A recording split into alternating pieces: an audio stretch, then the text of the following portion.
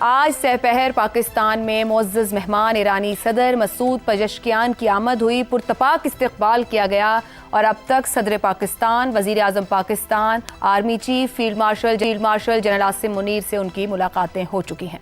ईरानी सदर मसूद पज़ेश्कियान का इस्लामाबाद का ये दौरा सिर्फ सिफारती नहीं बल्कि खित्ते में बदलती हुई सूरत हाल के पस मंज़र में देखा जा रहा है। जंग खत्म होने के बाद ये ईरानी सदर का पहला गैर मुल्की दौरा है और इसके लिए पाकिस्तान का इंतखाब एक अहम सियासी पैगाम रखता है। ईरानी सदर के इस्तकबाल में सदर आसिफ अली ज़रदारी, वज़ीर आज़म शहबाज शरीफ, नायब वज़ीर आज़म इसहाक डार और दीगर आला हुक्काम की मौजूदगी ने इस दौरे को रियासती सतह पर गैर मामूली अहमियत दी है। ईरान और अमरीका के दरमियान हालिया कशीदगी के बाद तकनीकी मुज़ाकरात और मुआहिदे के मराहिल आगे बढ़ रहे हैं। सवाल यह है कि जब तेहरान और वाशिंगटन के दरमियान राबतों का एक सिलसिला शुरू हो चुका है तो फिर ईरान ने सबसे पहले इस्लामाबाद को क्यों मुंतखब किया? क्या पाकिस्तान अब भी ईरान और अमेरिका के दरमियान एक सालिस के तौर पर देखा जा रहा है या फिर तेहरान को अब भी खित्ते में किसी ऐसे काबिल एतमाद शराकतदार की ज़रूरत है जो अमरीकी और इजरायली दबाव के बावजूद तवाज़ुन बरकरार रख सके? ये भी एक अहम सवाल है कि क्या ईरान को अरब ममालिक ख़ास तौर पर कतर या दीगर खलीजी रियासतों से वो सिफारती यकीन दहानियाँ हासिल नहीं हो रही जो वो इस्लामाबाद से तलाश कर रहा है। ईरानी सदर के हमरा वज़ीर ख़ारजा अब्बास इराक़ची की मौजूदगी ये जाहिर करती है कि ये दौरा सिर्फ अलामती नहीं बल्कि अमली नताइज हासिल करने के लिए किया जा रहा है। अब असल सवाल यह है कि ईरान इस दौरे से क्या हासिल करना चाहता है?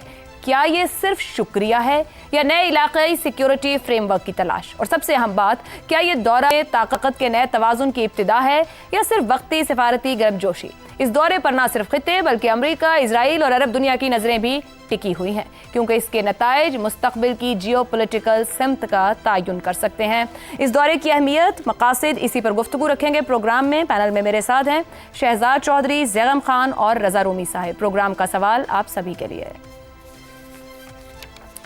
पाकिस्तान का शुक्रिया, ईरानी सदर मसूद पज़ेश्कियान का दौरा पाकिस्तान, सिफरती आदाब का तकाजा या तेहरान इस्लामाबाद को नई स्ट्रेटेजिक ज़रूरत के तौर पर देखने लगा? रज़ा रूमी साहब, नए मामलात, नए ताल्लुकात तो हमें दिख रहे हैं। गुज़िश्ता साल मई के बाद भी हमने सूरत हाल बदलती देखी पाकिस्तान की खित्ते में और इस जंग के दौरान हमने पाकिस्तान के किरदार को दुनिया में बुलंद होते देखा, सफारती तौर पर मिलने वाली कामयाबियों को, जंग को रोकना। अब इस MOU तक पहुंचने के बाद ये ईरानी सदर ने जो फैसला किया फौरी तौर पर शुक्रिया अदा करने और पाकिस्तान पहुंचे हैं। हम तो इस पे बात कर रहे हैं तज्ज़िये तबसरे, मगर वेस्टर्न मीडिया भी इसको देख रहा है और बड़े गौर से देखने की कोशिश कर रहा है कि क्या अहमियत है, क्या मकासद हैं। ईरानी सदर पहुंचे हैं तो आया वाकई शुक्रिया अदा करने आए हैं, कोई फ्यूचरिस्टिक बातें हो रही हैं? किस तरीके की गुफ्तगू, तज्ज़िया या इस मुलाकात पर नज़र रखे हुए हैं बाहर से मीडिया? और कोई ना कोई अहमियत तो है इसकी, वाशिंगटन के नज़दीक भी और अरब ममालिक के नज़दीक भी इस मामले की। अब तक पाकिस्तान ने अपने बहुत ही तवाज़ुन से पूरे के पूरे मामले को चलाया है। यहाँ से आगे मुस्तकबिल में खित्ते की सूरत हाल, सिक्योरिटी सूरत हाल में पाकिस्तान के किरदार को कहाँ देखते हैं? आयशा, शुक्रिया। देखिए, पाकिस्तान का किरदार इस वक्त ये पूरा जो सालिसी और जंगबंदी और अब ये MOU में साइन हुए हैं तो ये तो अब दुनिया भर इस चीज़ की मोतरफ है कि पाकिस्तान का इसमें रोल जो है वो कलीदी है, सेंट्रल है जिसे अंग्रेजी में कहा जाता है। और पहले लोगों ने इसके ऊपर बहुत ज़्यादा कोशिश की कि किसी तरीके से पाकिस्तान का जो काम है उसको अंडरमाइन किया जाए, अंडर रेट किया जाए।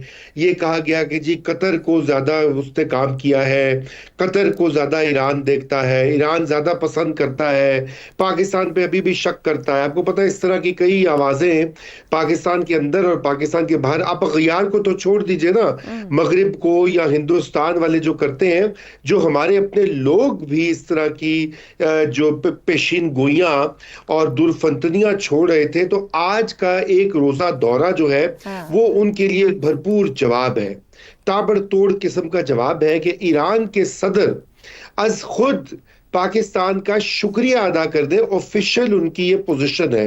वो ऑफिशियल पोजीशन ये नहीं है कि वो खैर सगाली के दौरे पर आए हैं या वो म्यूचुअल इंटरेस्ट की बात करें। वो एक स्पेसिफिक काम के लिए मुख्तसर दौरा करने आए हैं पाकिस्तान। उससे ये ही वाजे होता है कि पाकिस्तान ने जो सालिसी की है, पाकिस्तान के वजीर आजम और पाकिस्तान के फील्ड मार्शल ने जो काम किया है पिछले कई महीनों और हफ्तों में, अनथक मेहनत जो की है, उसके मुतरफ है सारी पार्टीज। इससे कबल आप जेडी वैंस को सुन चुकी हैं आयशा, जिन्होंने कहा कि मैं अपनी या तो बेगम से बात करता हूँ या मैं फील्ड मार्शल से बात करता हूँ, क्योंकि और ये भी कहा वी लव पाकिस्तान। तो पाकिस्तान तो उनके सर पर है सवार इस वक्त।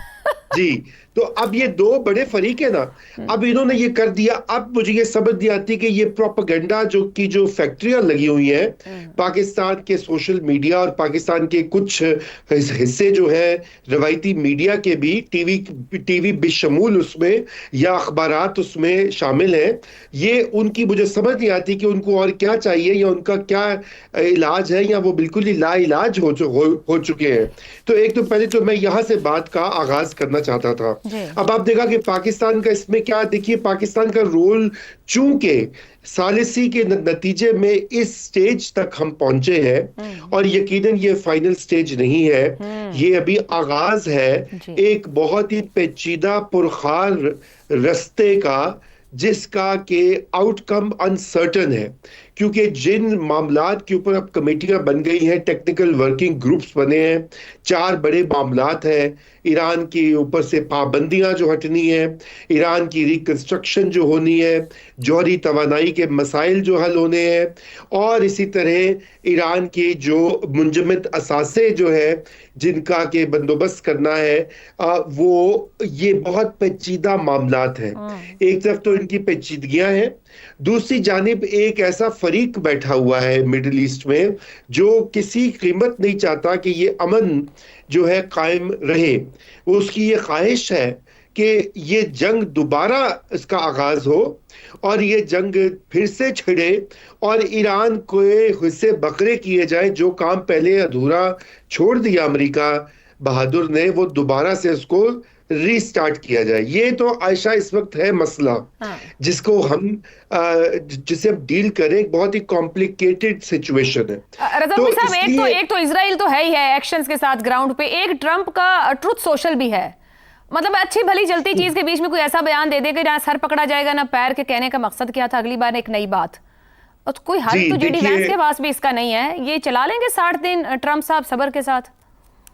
देखिए, ट्रंप साहब चला लेंगे इसलिए कि वो क्या है कि वाकया सख्त है और जां अजीज, उनके पास ऑप्शन कोई नहीं है आयशा। क्योंकि अगर वो दोबारा से रीस्टार्ट करते हैं ये जंग, तो उसका सियासी और माशी नुकसान वो सारा फॉल आउट उन पर आएगा, उनकी जात पर आएगा, उनकी पार्टी पर आएगा।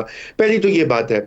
लेकिन उससे भी ज्यादा मसला ट्रंप का ये है कि वो उन्होंने अपनी आवाम को ये भी तो बताना है बार बार कि देखो मैं कितना तगड़ा हूं। हालांकि जाने ना जाने गोली ना जाने बाग तो सारा जाने है कि अमेरिका को इस जंग में जिसे कहना चाहिए जीत नहीं हुई। अगर शिकस्ते फाश नहीं हुई जो ईरान कहता है वो नहीं हुई, तो जीत भी नहीं हुई। तो ये बात तो बहुत वाजे है। अच्छा, अब हम बात करें थे पाकिस्तान के रोल की। पाकिस्तान का रोल, ब्रेक लेनी है पाकिस्तान के रोल पर, हम अगले बताते हैं। और आपसे आगाज करूंगी पाकिस्तान का किरदार क्या रहा, क्या मुमकिन तौर पर हो सकता है